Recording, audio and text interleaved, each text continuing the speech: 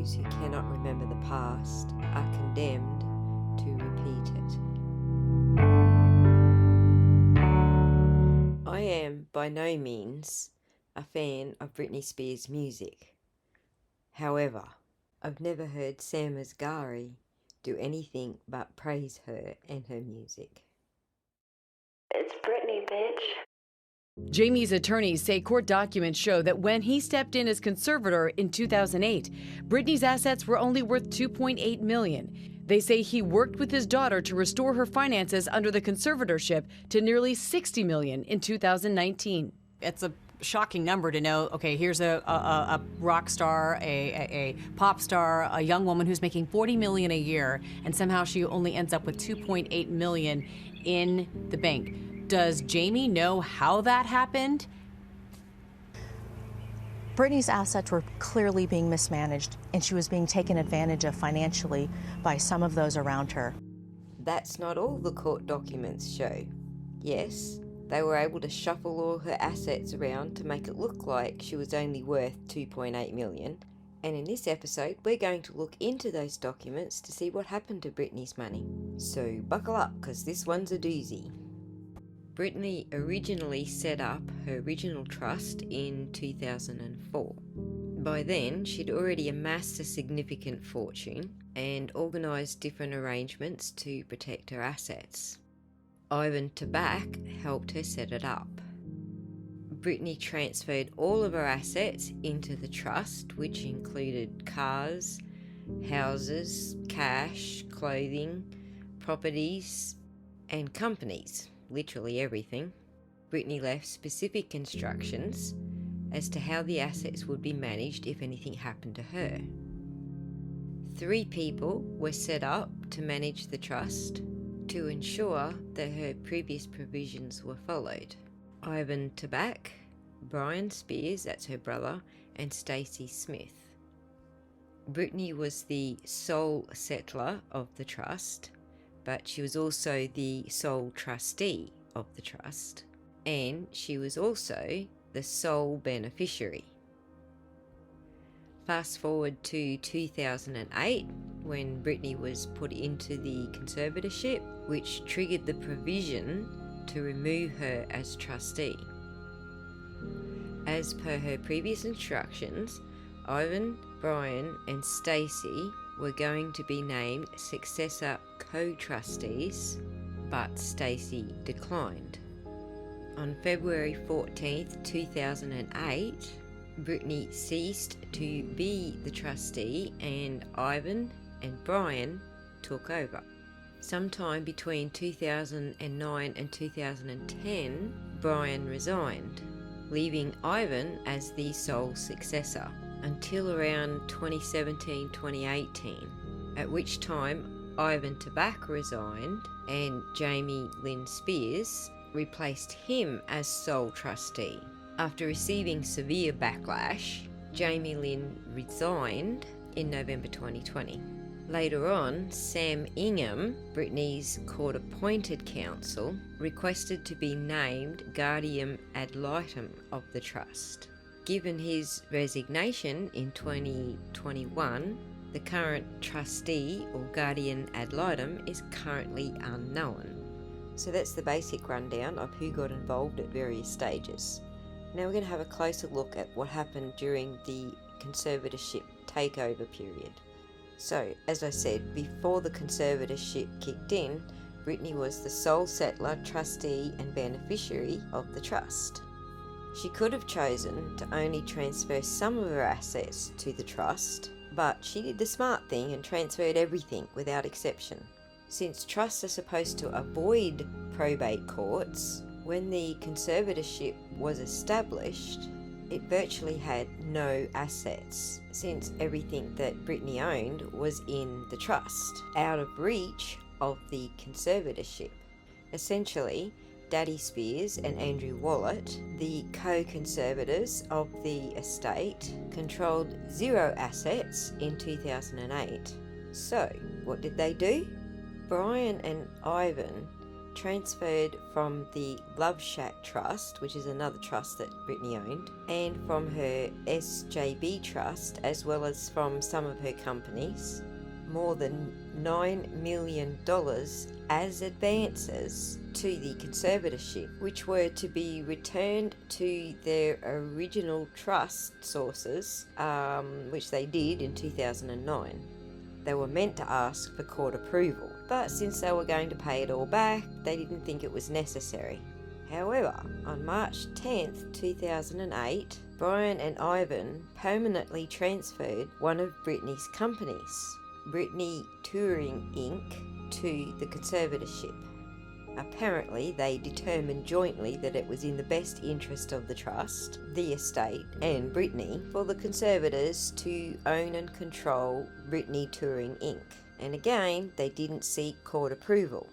Ironically, after they'd already transferred Britney Touring Inc., they then asked the court if all of Britney's assets were actually owned by the trust, because apparently they needed all of them in the trust so that they could transfer Britney Touring Inc. out of it after the fact, and against her express wishes, i.e. the previous provisions that she put in place before she was put in a conservatorship.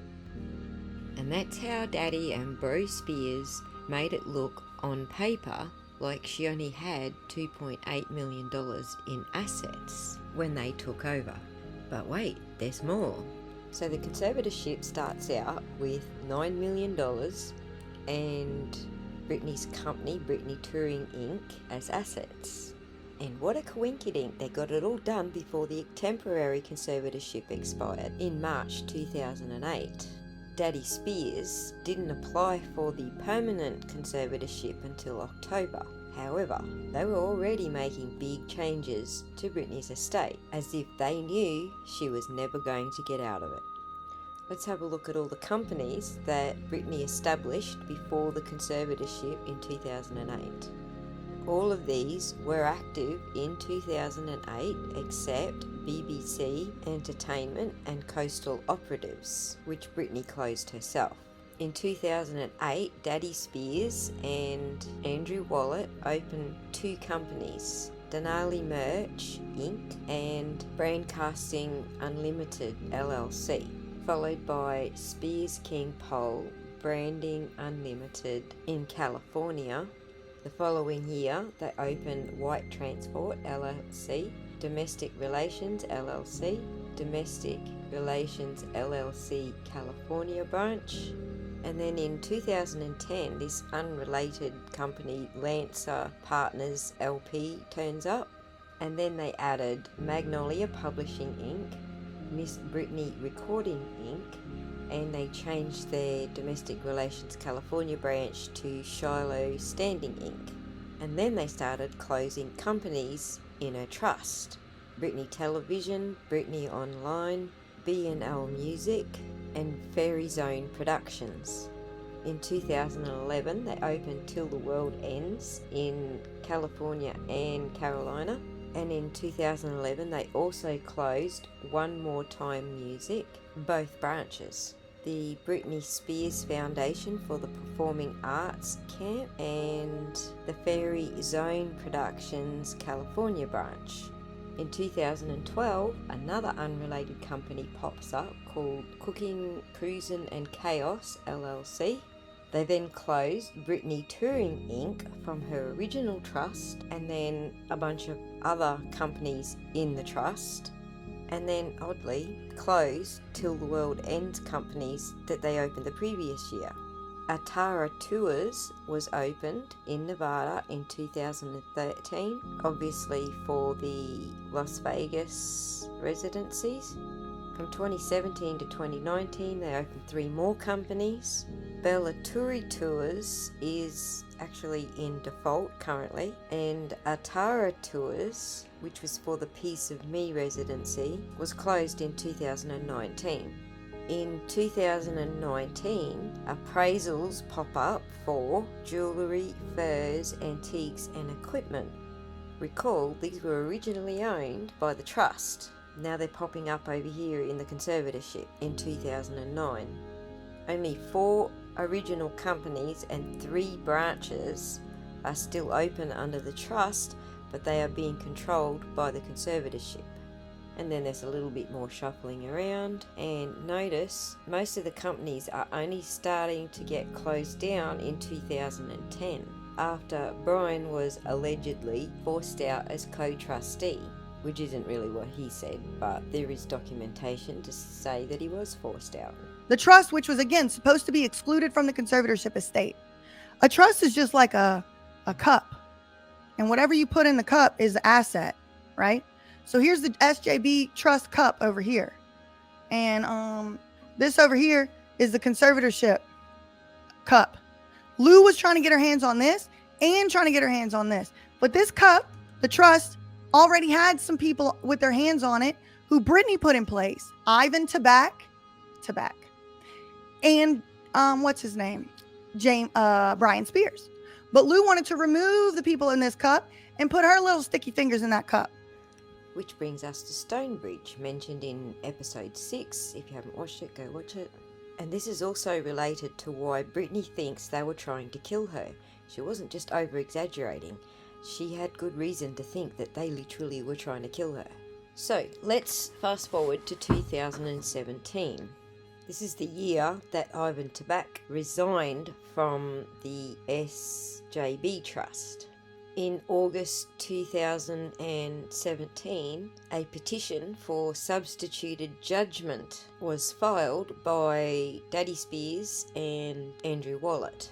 So recall, the only person who can change the provisions of a trust is the settler of the trust, i.e. Britney. But Britney didn't have the legal capacity to act on her own behalf, and the co-conservators can't modify the provisions. But if they got a substituted judgment, they could sort of legally impersonate the settler. So essentially, Britney can't make the judgment for herself, so they made it for her.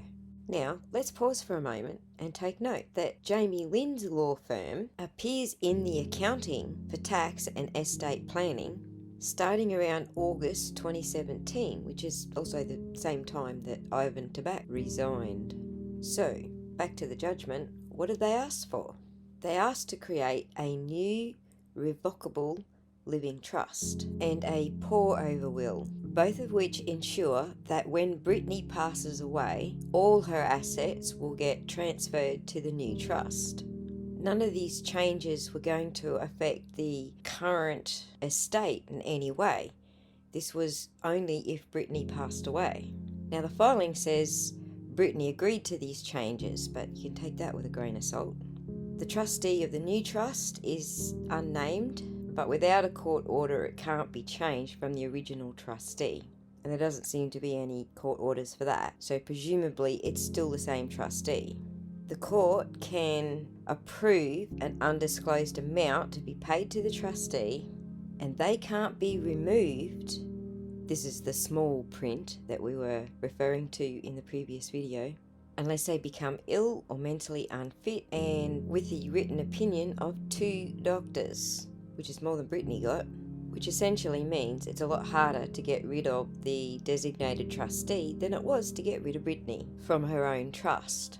The court filings referred to the distribution of assets upon Britney's death, amended by James and Wallet.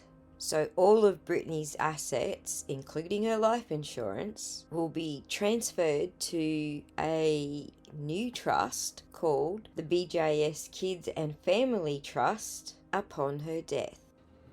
They also added a special clause that if the BJS Kids and Family Trust does not exist at the time that Britney passes away, that the same trustees will distribute the assets as per the provisions of the BJS Kids and Family Trust.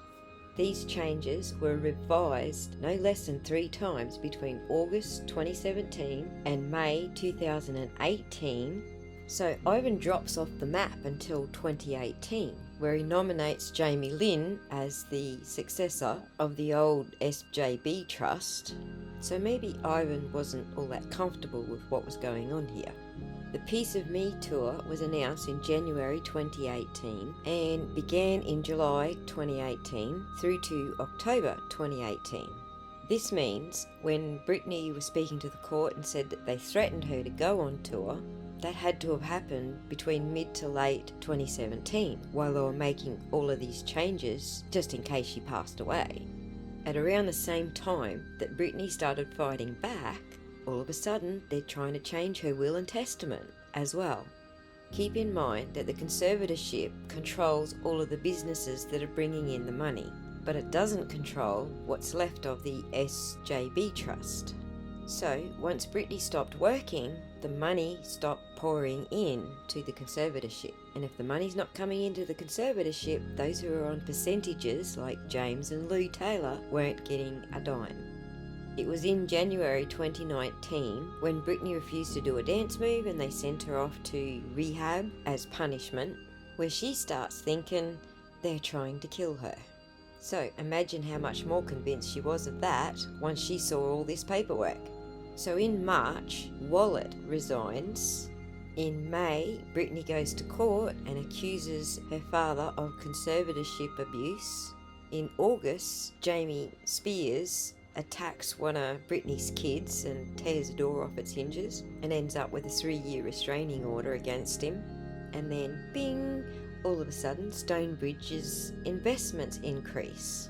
In August, the same month, Jamie Lynn asks the court to move the SJB trust funds to Stonebridge. And then the following month, she withdraws her petition to move the funds and resigns from the trust. And then, bing, Stonebridge's investments decrease by the exact amount they increased prior to Jamie Lynn's petition. And when they amended the trust, they gave Jamie Lynn the authority to appoint a co-trustee, a custodian, an agent, or an institutional trustee. But this change could only be made if the institution had capital, undivided profits, and surplus aggregating at least $50 million. Hence, was Stonebridge's abrupt increase and then later decrease in investments for the specific purpose of meeting the $50 million threshold. Prior to this, they only had $150 million to chuck around, and even that amount was a totally different category to assets under management. So yeah, if Britney wasn't totally convinced that they were trying to kill her before she saw all of this paperwork, she certainly is convinced now. And even if it's all a big coincidence that they just happen to be working on her will and eventual death, you really can't blame her for being goddamn angry. Anyway, what should her estate be worth, approximately? Recall, Vivian Thoreen tells us it should be worth around 60 million mark. Let's see what the court documents say.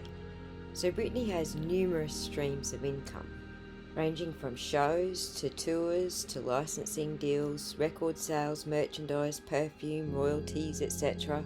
And all of these become the gross income for all of Britney's companies before tax and expenses. And each company has its own taxes: payroll, PR, entertainment management, performance crew, infrastructure, travel, food, hotels, stage props, designers, legal fees, accounting fees, etc. And this is all handled by James and Andrew Wallet up until 2019 when Jamie resigned. So once you subtract expenses from your gross income, you end up with net income. The expenses don't include conservatorship expenses. Those are paid supposedly separately by the conservatorship of the estate. According to the accounting paperwork, it looks like they have transferred all the net profits from the companies to the conservatorship, except small amounts left in the companies which are under the trust. So let's have a look at a basic diagram on where the funds are located. The gross income is paid to the business entities, which in turn pay the expenses, and the resulting amount is transferred to the conservatorship, which pays for the conservatorship expenses like the fiduciary and attorney's fees, for example. And then whatever's left is the apparent $60 million that Daddy Spears manages. But Britney has earned way more than that. just in the Vegas residencies alone. So we can probably assume that there's a lot of money elsewhere outside of the conservatorship. What we do know is it's not in her trust. It's all been transferred to the conservatorship. In 2008, there were no net profits reported from any of the companies. And as we already covered, the conservatorship was using Britney's companies as advances to cover expenses. In 2009, transfers of the net profits to the conservatorship began. Here we see a record of $17 million reported for her net income, but Money Nation reported that her net income should have been $71 million. That's the year that the circus tour grossed $131 million, but somehow Britney only made $17 million. That's a $54 million difference between what Money Nation says Britney earned and what Britney's alleged profits were. And granted, Money Nation might be out a bit, but certainly not out by $54 million. In 2010, Money Nation reported $62 million profit, nearly $63 million, but Britney's estate only received $18 million, a $44 million difference. The same thing in 2011. Money Nation reports $75 million, Britney's estate only receives $9 million, and that's a difference of $65 million. This was the year of the Femme Fatale tour, which reportedly grossed $68 million. 2012, Money Nation reports $65 million income, but Britney's estate only received $13 million. That's a $52 million difference. In 2013, Britney did the X Factor show. Money Nation says she should have received $57 million net profit, but she only received $3 million. That's a difference of $54 million. 2014 and 2015 are not available to the public for some reason, but 2016, Money Nation reports $65 million net income, and Britney's estate received $16 million. That's a difference of $49 million. So let's just pause and look at the accounting. Money Nation reports the net income is up around the $65 million mark, but the accounting shows that only $37 million came in, minus $21 million for business expenses. $1 million was left in the companies, and the remainder was transferred to the conservatorship. So not only are the business expenses more than Britney got in the conservatorship, but the reported net income is double what was received. And that's before we take into account that Money Nation reports net income and the receipt column we're looking at is for gross. So, back to the timeline. In 2017, Money Nation reports $34 million. Britney's estate receives $13 million, and there's a discrepancy of $20 million. In 2018, Forbes reported $30 million net, and Britney's estate only received $13 million, which is a $16 million difference. And 2018 was the Piece of Me tour, the one that Britney said they forced her to do. It apparently grossed $54.3 million and was the 6th highest grossing female tour of 2018. And in 2019, Britney refused to work, and we don't really know what her net income was, but her estate received a shockingly low $2.6 million. This is also the same year that TriStar charged her $500,000, and Vivian Thoreen charged her $1.2 million. Only the Piece of Me Las Vegas residency grossed $137 million, and $102 million went to Britney.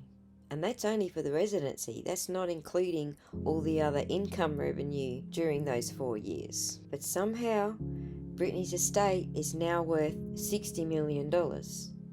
Even though it looks like on paper it's still only worth the same $2.8 million that it was before the conservatorship. According to Forbes and Money Nation, between 2009 and 2019, Britney should have made $567 million profit. But Daddy Spears Accounting says only $100 million was the profit margin, excluding 2014 and 2015, and that is a $467 million difference, which is approximately 80% less. Now, Daddy Spears claims that all the profits went into the SJB trust, but the accounting shows that only $33,660 is transferred to the SJB trust per year, and it's only for Britney's life insurance because that is held in the trust. Now, apart from the obvious question, where did $475 million go, you're probably wondering what's left in the SJB trust. Well, we can only answer what was there in 2014, working from the paperwork. So, making a few broad assumptions, according to the latest accounting that we can get our hands on, $13 million was being held in investments with Merrill Lynch, and $5 million was held in investments with Morgan Stanley. Those figures came from the 2013 accounting. In the 2014 court documents, Jamie and Andrew Wallet claimed that the combined assets of the conservatorship and the SJB trust are managed in equal shares. It goes on to say more conservatorship funds are with Merrill Lynch than Morgan Stanley, and it says as equalising amounts of SJB trust funds are with Morgan Stanley, and that gives us a clue. So if Merrill Lynch is holding $13 million and Morgan Stanley is holding $5 million, but an equalising amount is held for SJB by Morgan Stanley, that would mean $13 million minus $5 million equals $8 million. Very rough guesstimate, but at least we've got some numbers. And who knows what they got up to since 2014. If they just quit stalling and hurry up and provide the 12th accounting, I think there's 13 and 14th, I can't even remember how many numbers they're up to right now, but they're stalling, then we could probably get a more accurate figure. But from what we've seen up to 2014, they haven't really done a better job than Britney was already doing when they claimed she was being taken advantage of. In fact, with all the opening and closing that they did to get everything over to the conservatorship, they ended up with pretty much a carbon copy of what Britney already had in the SJB account before they got their hands on it. So no, Vivian Thoreen, I do not agree that Jamie Spears saved her from financial ruin. I would argue he just got bigger leeches to suck even more out of her. Okay, what are the chances that Britney can undo everything with her new team that Daddy Spears and Andrew Wallet did? We learned from Chris Melcher that there was some fine print in the new trust that would prevent Britney from undoing their evil little deeds. So the only option she's going to have is to scrap everything and start from scratch with a new trust altogether. So up until November the 12th, John Zabel, one of her new team members, was the temporary conservator of the estate.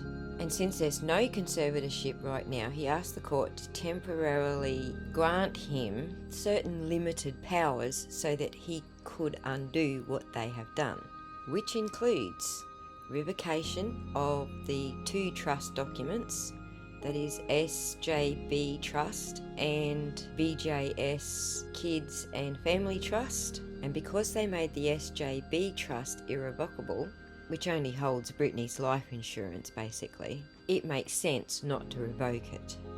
And then they want to execute a new trust agreement to hold all of her assets, which is how she had it in the first place, which they want to call the BJS 2021 Trust. And they want to execute a new power of attorney and an advanced healthcare directive. Although the healthcare side of it, Matthew Rosengard has said it's not necessary and they're not going ahead with that. So basically what happened was, Britney was starting to get some forward momentum in the court and got her own lawyer. So Daddy Spears panicked and quickly filed a motion to end the conservatorship before Britney got a chance to, because of the fine print in the new trusts that he drew up. Well, lucky Team Rosengart were onto it, and they petitioned the court to draw up these new plans right away so Jamie doesn't get a chance to execute the ones that he put into place. Also, hidden in Jamie's documents is a hint that he never thought she would get out of the conservatorship. It's in paragraph 11. It reads, during the settler's lifetime, the settler or the conservators may revoke or amend this trust with court approval.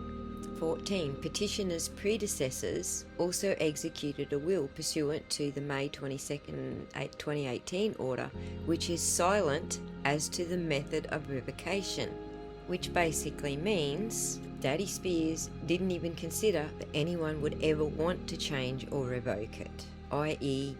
Britney Spears would die in this conservatorship. Now, Rosengart's proposal is to let Britney do what she wants along with her business manager, counsel and trustee. Although her trustee is not specifically named, but it is mentioned elsewhere as the Fiduciary Trust of California, and they also didn't change her original plans of leaving her trust to her children or grandchildren, her descendants, and nobody else. No family members, no ex-husbands, no daddies, no mummies, nobody else. And it can never be changed again under a conservatorship. And because Jamie Lynn didn't take the necessary steps to become the trustee of the original trust, even though Ivan named her as successor, he was always and still is the acting trustee of the SJB Trust, which kind of explains why we never saw her resignation, but it also raises another question. How was she able to even make a petition to move trust funds if she was never the acting trustee? Now, it could be that Ivan Tabak's resignation was incumbent on Jamie Lynn Spears taking over and becoming the trustee, but he has agreed to move all of the assets from the SJB Trust to the new 2021 Trust. So, phew, that's a good start. It's Britney, bitch. One of the assets that Britney put under the SJB Trust was another trust called the Love Shack Trust. And you might recall that Stacey Smith was one of the co-trustees of the SJB Trust. The Love Shack Trust held the Malibu home that she bought for Kevin in 2004.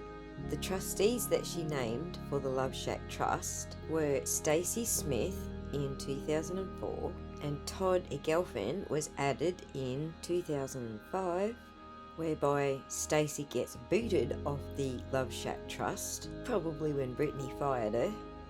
After their divorce in 2007, Britney sold the Malibu mansion, and then things get a little bit messy.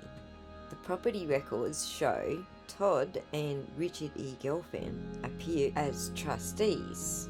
4 days later, Howard Grossman is added. And then in October, Todd disappears, probably because Britney fired them. So in 2008, when the conservatorship is established, only Howard E. Gelfman is the trustee.